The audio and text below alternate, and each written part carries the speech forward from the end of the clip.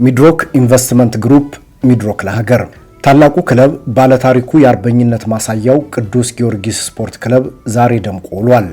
90 ዓመታትን በስኬትና በፈተና የመጣው አንጋፋው ቅዱስ ጊዮርጊስ ስፖርት ክለብ ከዛሬ ጀምሮ ትኩረቱን ወደ ከፍታ ማማ ለማድረግ የሚያስችል መሰረት አስቀምጧል።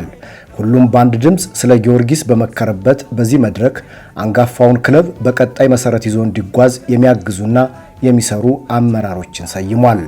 ክለቡ ዛሬ ባደረገው ስብሰባ ከክለቡ አጋር ድርጅቶች ማለትም ከሚድሮክ ኢንቨስትመንት ግሩፕ፣ ከዳሽን ባንክ፣ ከሞሃ ፔፕሲ፣ ከቢጂአይ፣ ከቀድሞ የክለቡ እግር ኳስ ተጫዋቾች ማህበርና ከክለቡ ደጋፊዎች የተውጣጡ 9 ጊዜያዊ የቦርድ አባላትን የክለቡ አመራርና ደጋፊዎች በሙሉ ድምፅ አጽድቀውታል።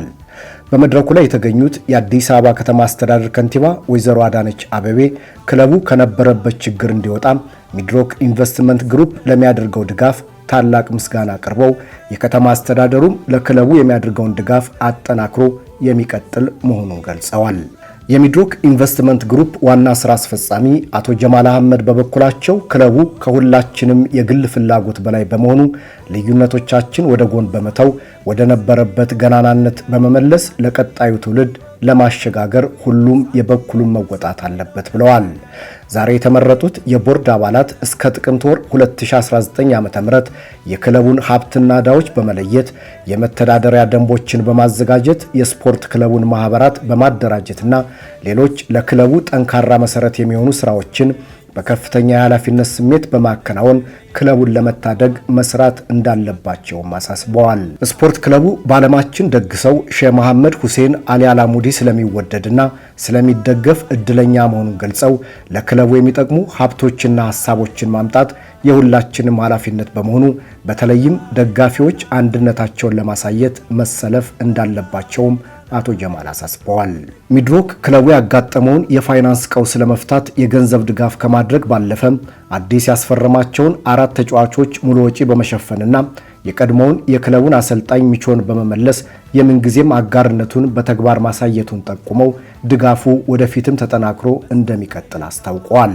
በኢትዮጵያ ታሪክ ውስጥ ልዩ ስፍራ የሚሰጠው የቅዱስ ጊዮርጊስ ስፖርት ክለብ በልዩ ልዩ አስተዳደራዊ ችግሮች ተተብትቦ ህመሙ ሲጸና ዝም ብሎ የመመልከት ድፍረት ያላገኙት የሚድሮክ ኢንቨስትመንት ግሩፕ ዋና ስራ አስፈጻሚ አቶ ጀማል አህመድ ከልጅነታቸው ጀምረው የሚደግፉትን ክለብ ለመታደግ ዛሬ ትልቅ አሻራ አስቀምጠዋል። ለዚህ ስራቸውም እውቅና ተሰጥቷቸዋል። በዓለም ላይ በለጋስነታቸው በሚታወቁት በሼህ መሐመድ ሁሴን አሊ አላሙዲ የበላይ ጠባቂነት የሚመራው ቅዱስ ጊዮርጊስ ስፖርት ክለብ የቁርጥ ቀን ልጅ በሆነው በሚድሮክ ኢንቨስትመንት ግሩፕ ዋና ስራ አስፈጻሚ አቶ ጀማል አህመድ አማካይነት አንጋፋው ክለብ የከፍታ ጉዞውን ዛሬ ባበሰረበት መድረክ የክለቡ ወዳጆችና ደጋፊዎች ደስታም ፍጹም የተለየ ነበር።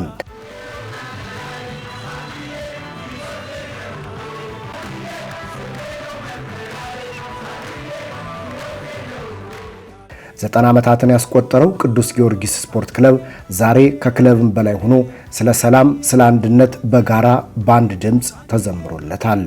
ሚድሮክ ኢንቨስትመንት ግሩፕ የሀገር ሀብት